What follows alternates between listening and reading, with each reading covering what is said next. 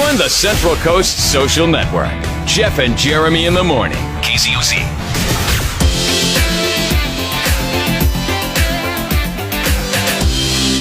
Oh, hi. This is Don.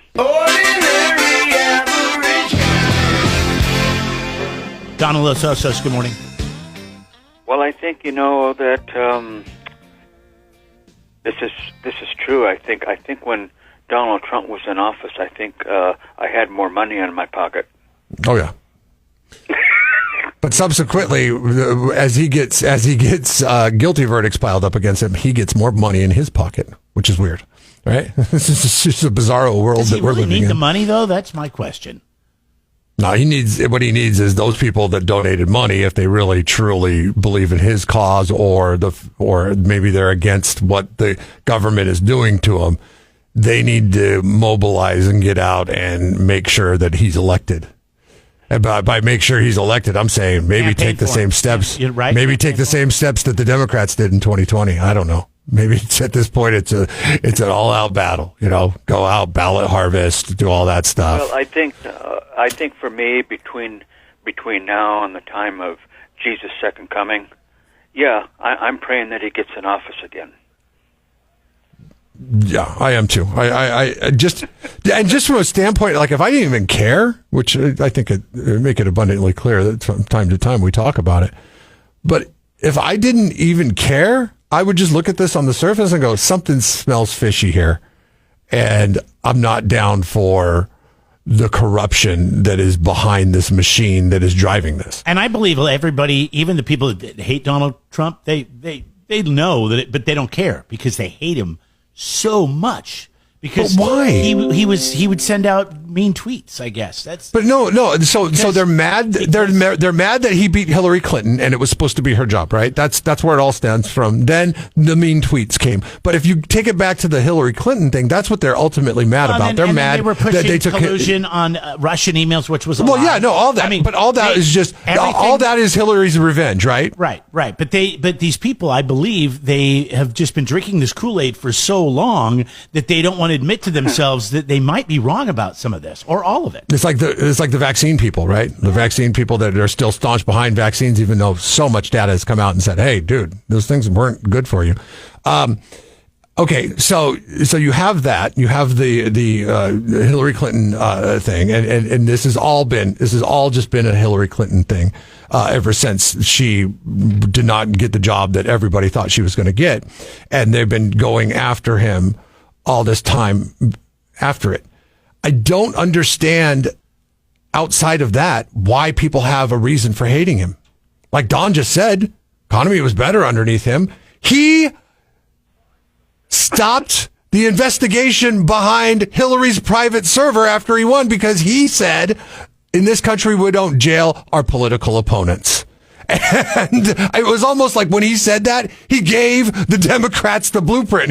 They're like, no, we do jail our political opponents, and we're going to do everything we can to jail you. And it's like, whoa, who's more fair in this one? And who's meaner in this one? The one that came out and said, okay, let's just be civil and move forward. Or the ones that are like, no, we're taking you down at all costs. I don't care who's hurt along the way. It could be the entire country at that point. And that's what it's turned into. Thoughts, Don? When Joe Biden, when he opened up the border and everything, I think, it'd be all right, if they wanted to go to work and help out the economy, but we have to pay for it. Yeah. No, we will. Yeah, we do. There's a lot of things that have happened in the last 3.5 years that you just shake your head at, and you just like, well, at some point this has got to reverse. And so we'll find out on November 5th. If it's a truly fair election, what people feel. And the thing that I fear is if it's not and people feel like they voted and it didn't count, or they voted and it was fixed, and that's where, who knows, man. Well, but I mean, look how the lawfare has been pulled into this. You can't tell me either side, probably in this instance, that lawfare is not going to come into play if the election is somewhat close. If it is like it was in 2020, where 30,000 votes ended up ultimately deciding who the president of the United States was, you can't tell me that lawfare is not going to be brought into it, whether it's the Republicans or the Democrats, because they are fighting for power. But the thing that sucks is everybody loses when they're fighting for power, because they will divide the country. They don't care. They want the power. They will divide the country in order to get the power and not care about the people that they're supposed to be representing. One side probably more than the other. Yeah. Well, I think in a lot of ways Donald Trump did care about the people. He seems to. He still seems to. I think so. I don't know. Maybe I don't know though, but maybe I think right at first, maybe I didn't. Well, he's a serious man, and I think maybe first when he came in, I think maybe he rubbed me the wrong way, but now I feel kind of different. I wish he was back in. He kind of has that way, but still at the same time, he's a nice guy. Wow. I'm just looking at something that just came in right now. Trump's favorability ratings after the guilty verdict bumped up 6 points. What's your source on that? My source is... Who's reporting that? Like, is it... JLP. It's a polling company. They polled 403 likely voters yesterday after the guilty verdict, and they say that it gave him a 6-point increase in the in the favorability rating dynamic. Okay. Yeah. Yep. I kind of figured that was kind of promising, isn't it? Yeah. Well, not if the election's fixed on. It doesn't matter. None of this matters. Right. If you can't account for where the voters are coming from and who they are, because that's kind of what happened in 2020. They had all these, like, it used to be you would go, you would show ID, you would sign a ballot. This is a real person. This is their address. This is, you know what I mean? Now it's like, well, now we can just make up people. Now we can just do whatever we want. Yeah. How many dead people casted votes in 2020? Votes, or just made up people because nobody had to have ID. Nothing. They're just bringing it in. I'm like, how did this happen? How did we get there? I remember having to show my ID, prove my address, all that stuff to be able to vote. And now it's just like, nope.